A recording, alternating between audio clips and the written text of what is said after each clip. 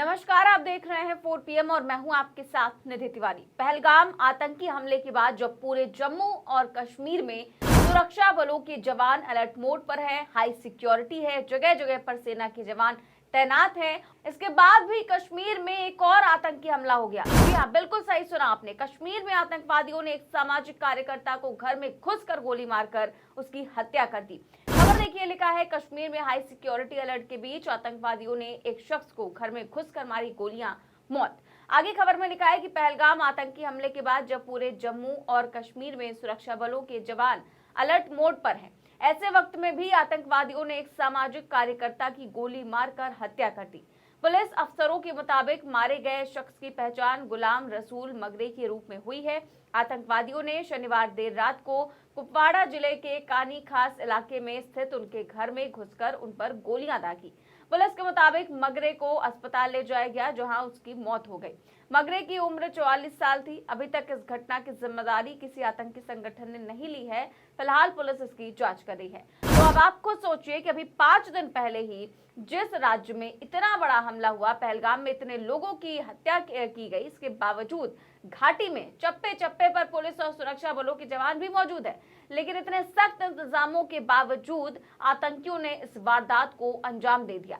यानी कि एक तरफ तो अब लोग सोच रहे हैं कि इतने बड़े हमले के बाद जब सरकार अलर्ट मोड पर है, सब कुछ ठीक चल रहा है, लेकिन फिर भी एक और आतंकवादी हमला होने के बाद सवाल खड़े हो रहे हैं। वहीं सवाल एक और खड़ा हो रहा है सर्वदलीय बैठक में सरकार की दी गई सफाई को लेकर। दरअसल 2 दिन पहले सर्वदलीय बैठक हुई थी, तब सरकार ने ये जानकारी दी थी कि ये इलाका जून में खोला जाता है, जब अमरनाथ यात्रा शुरू होती है, और तब वहां पर सुरक्षा बल तैनात किए जाते हैं। लेकिन कुछ टूर ऑपरेटर्स ने बुकिंग कर ली और इसे खोल दिया।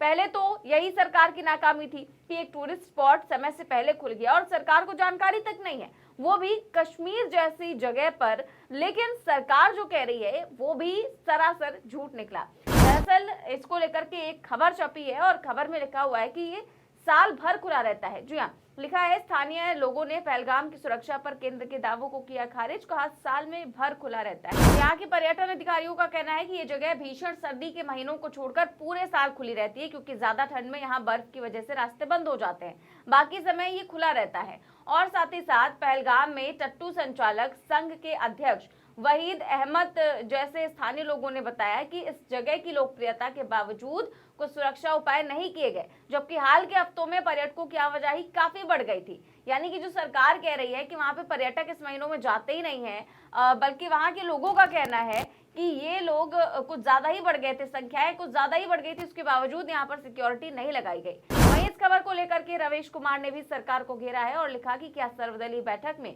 विपक्ष को झूठ बोला गया?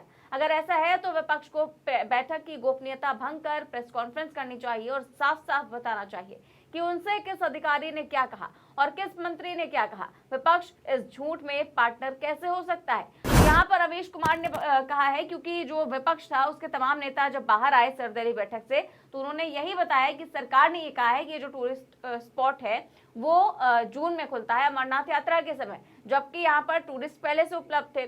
तो ये बात तो अब साफ हो चुकी है कि पुलवामा के वक्त भी इंटेलिजेंस फेलियर नहीं था, तब भी इंटेलिजेंस ने जानकारी दी थी। अब ये जानकारी भी सामने आ चुकी है कि पहलगाम में जो हमला हुआ इसमें भी इंटेलिजेंस का पहले ही इनपुट्स था, लेकिन इंटेलिजेंस के इनपुट्स को हल्के में लिया गया, उसको इग्नोर किया गया। इसके अलावा जनरल जेडी बख्शी ने जो बात बोली थी कि कोविड महामारी के दौरान 2 साल तक आर्मी में कोई रिक्रूटमेंट हुआ ही नहीं। इस वक्त आर्मी में 1,80,000 जवानों की कमी है। जवानों की कमी से हमारी सेना जूझ रही है, सिर्फ इसीलिए कि आपको पैसा बचाना है, आर्मी के लोगों को सैलरी में पैसा खर्च नहीं करना है। जबकि आपको अगर कश्मीर के दुर्गम स्थानों में आतंकवादियों से लड़ना है तो ज्यादा फोर्स चाहिए, लेकिन फिर भी सैनिकों की भर्ती नहीं की गई। जनरल जेडी बख्शी ने कहा कि वो कौन जीनियस था जिसने ये आइडिया दिया कि जो आर्मी है उसको छोटा कर दो, और उसी का नतीजा आज देश को भुगतना पड़ रहा है। और वाकई में अगर उस जगह जहां आतंकी हमला हुआ वहां आतंकियों को गोली का जवाब गोली से मिलता तो हो सकता है कैजुअलिटीज कम होती, या अगर इंटेल की रिपोर्ट ठीक से ली जाती तो हो सकता है कि आज देश गमगीन न होता। फिलहाल आतंकी हमले के बाद से पूरा देश ये इंतजार कर रहा है कि सरकार आखिरकार आतंकियों से बदला कब लेगी।